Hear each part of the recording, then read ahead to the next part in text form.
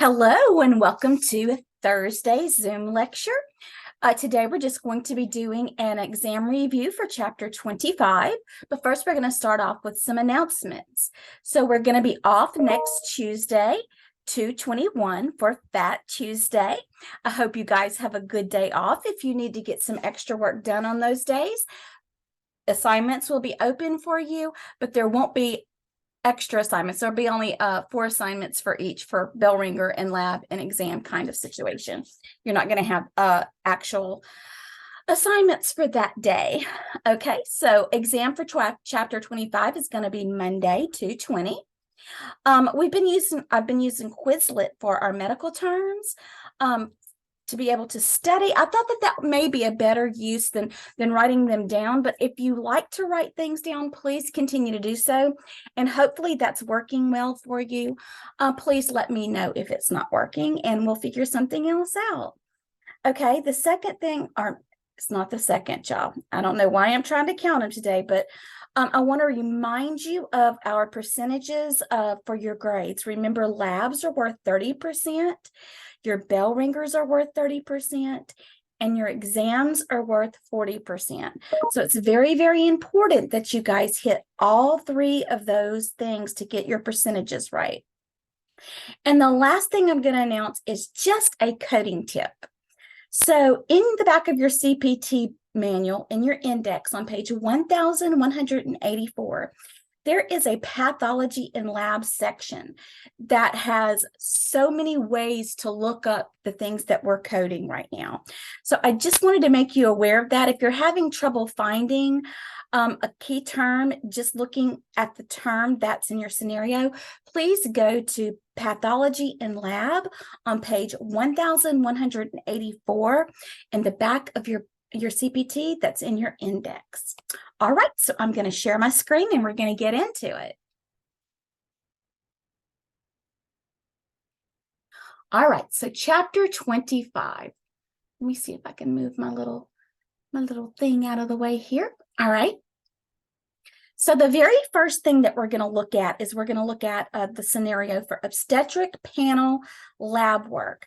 So what I would like for you to do is I'd like for you to go ahead and turn into your CPT to page, and I'm sorry, I have did not get myself prepared enough to do this. So we need to find our panels, right? That's in our Path and Lab section. I'm going to go ahead and go one slide over because I actually put a picture. Page 599 is where we need to be. Sorry about that, guys. I was looking at the index for you, and I just want to show you a quick little picture. This is what I've done for my panels. I think that I showed it in a different video at the beginning of this week, where I have labeled my panels because I like to be able to see it big.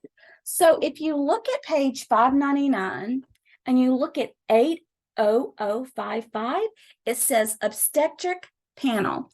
And you can see that I outlined mine in a green, and then I wrote obstetric beside it. So for this scenario, I didn't even have to go to the back of the book. I knew that I had that panel highlighted, and I knew that I just needed to look for the correct panel.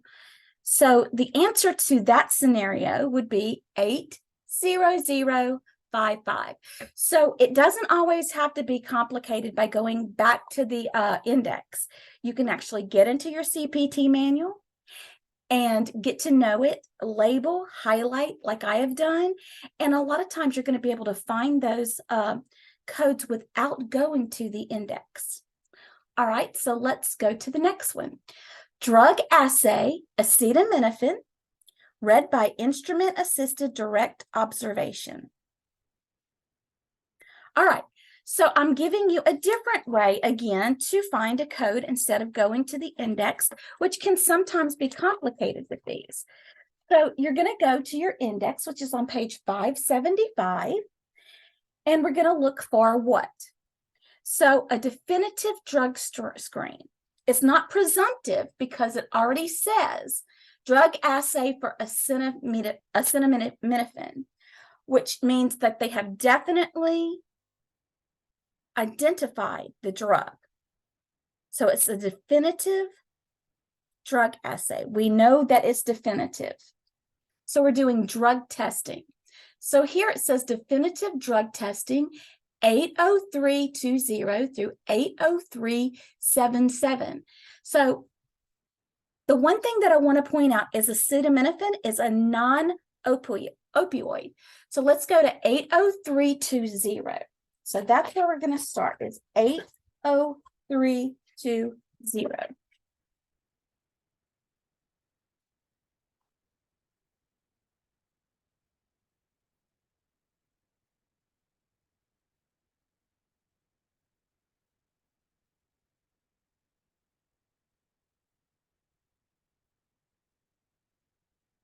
All right.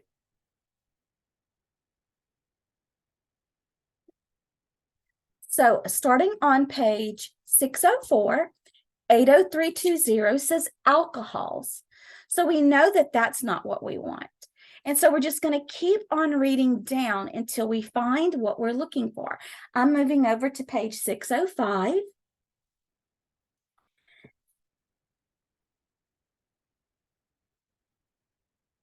And I'm going to call your attention to 80329, which is an analgesic non-opioid, 1 or 2. That is going to be our answer, because acetaminophen is an analgesic, which is just a basic pain relief. Okay. So again, remember your definitive drug testing. And also you could go under drug testing and look acetaminophen and follow it that way.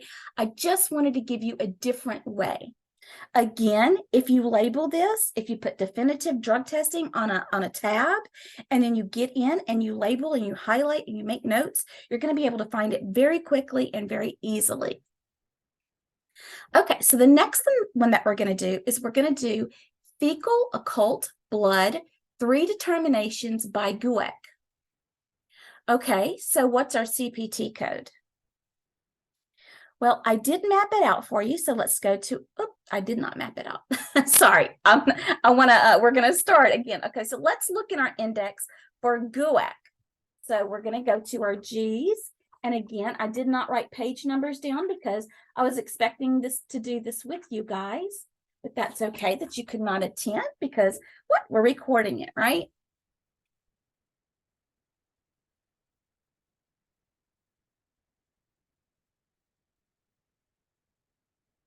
Sorry, I was making sure I was recording. All right, so we're looking for GUAIC, G-U-A-I-C. So GUAIC test is found on page 1125, and it says 82270 through 82272. And I'm just going to write that down right there. Okay, and now we're going to go back, and I'm going to actually stick a piece of paper in my index, so when I go back, I'll be able to get to it quicker. So 82270.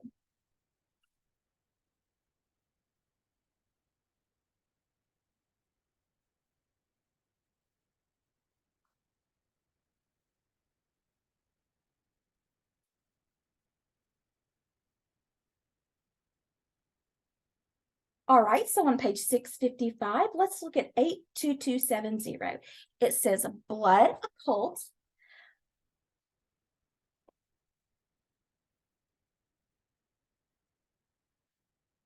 qualitative feces, 3 cards. So it says fecal occult 3. So 7.1 says other sources, and 7.2 says qualitative feces 1 through 3 stimulations, determiners.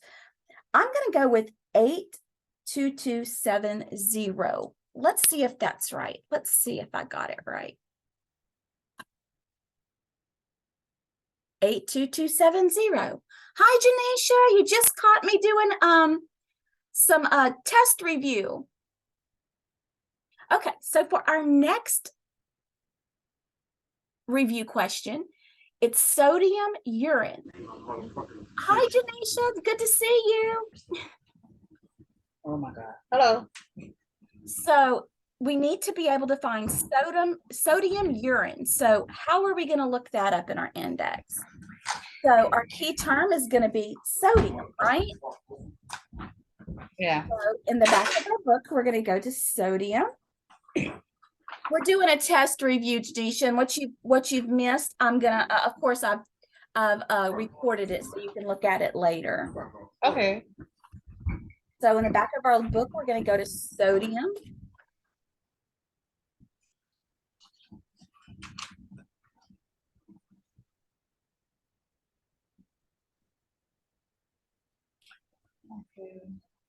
Okay, on page 1000, it says sodium, and then right underneath it, it says urine.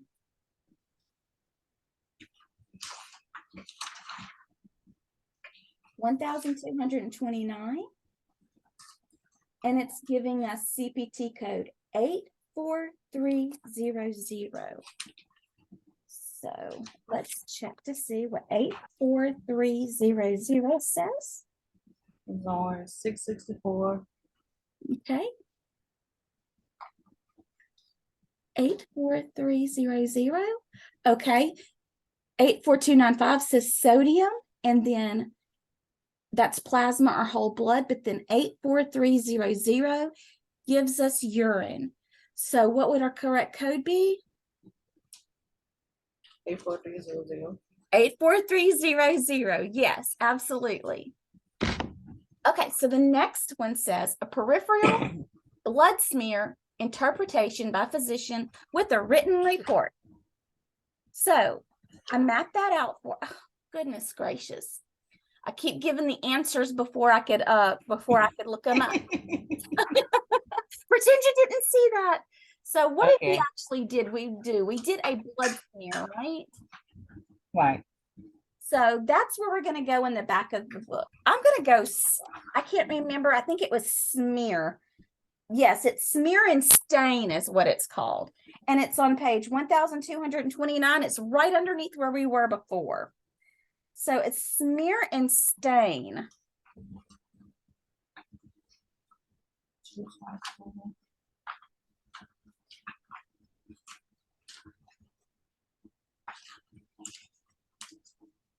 And then it says blood smears, and then underneath blood smears, it says peripheral. Do you see that, Janisha? Wait, 1, 2, 3, 4. On 1229. So we went smear and stain, then blood smears, and then underneath it says microorganism identification, examination. Then we have peripheral right there. 1000. 85060. Yeah, so let's look at 85060 and double check. On the next page,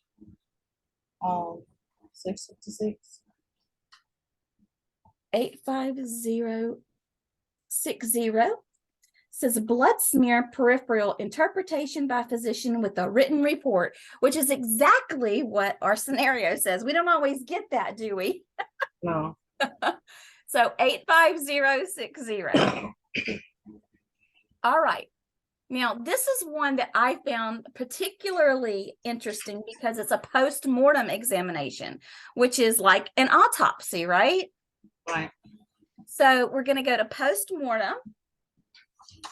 Well, it's post-mortem examination gross with brain and spinal cord. So, and I think when you get to post-mortem, it's going to indicate that you go to autopsy anyway. But I was just kind of mapping it out from the beginning. Who would have thought that there are actually coders for autopsies, right? That's another one of those things that you never think about when you think about our field, that there are actually people who do code autopsies and that they do get paid for that.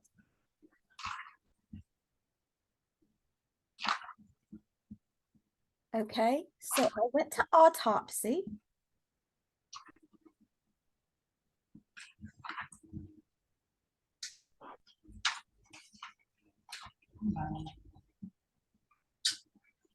And I found autopsy on page 1046.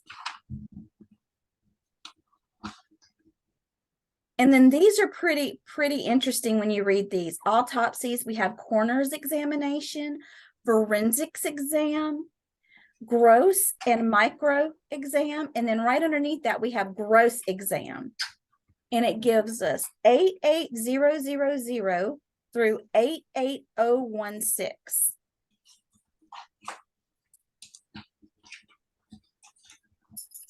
So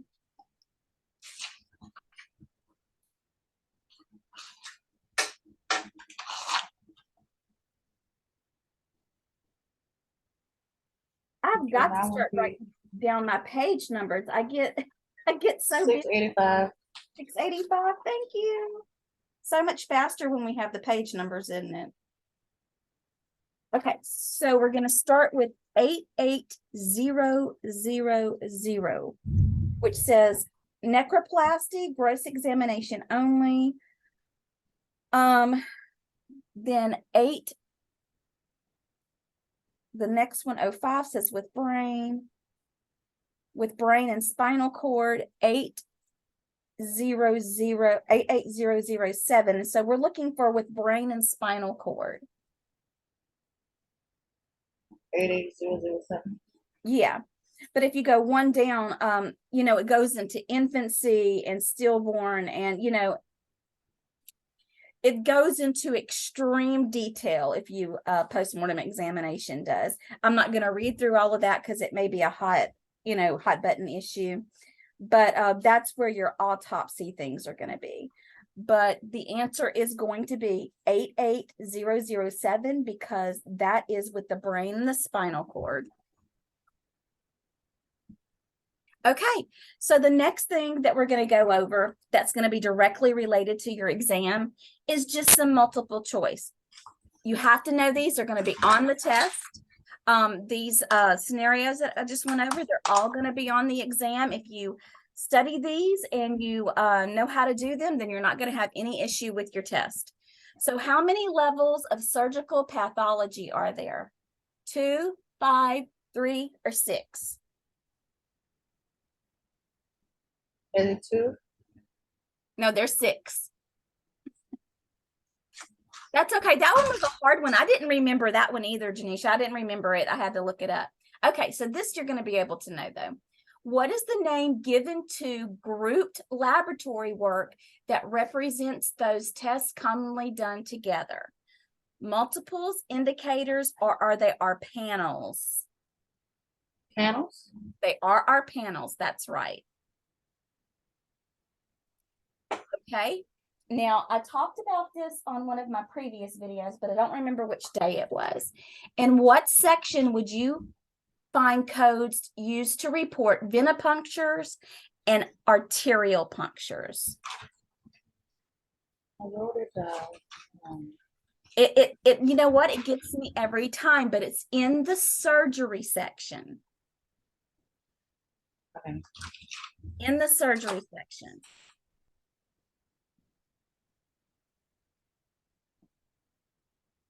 Okay, in pathology and laboratory section of the CPT, drugs are listed by their what names? Generic. Generic names. That's right. And that was quick and painless, but that was our review for our exam. The exam is not going to be hard. I have to tell you, Path and Lab are not my favorites. I like looking at the panels and different things like that, and I find some of the other stuff very interesting, but I think sometimes trying to navigate the index is a little difficult. But before you got on, I was reminding everybody that if you go to Pathology and Lab in your index, that's found on page 1084, it's a huge section to be able to look things up. But I wouldn't have naturally thought that Pathology and Lab would just be in the index in that big section. So, but okay. What's the page number again? 1184 in the index. Beautiful. Okay. So, do you have any questions? No. Okay. All right. Well, it was quick and painless. I know that you did miss a couple of scenarios, but when we get off, I'll upload this as soon as it gets finished uploading on YouTube. Okay. Have a great day, and I'll talk to you soon. You too. Have a good one. You too. Bye-bye.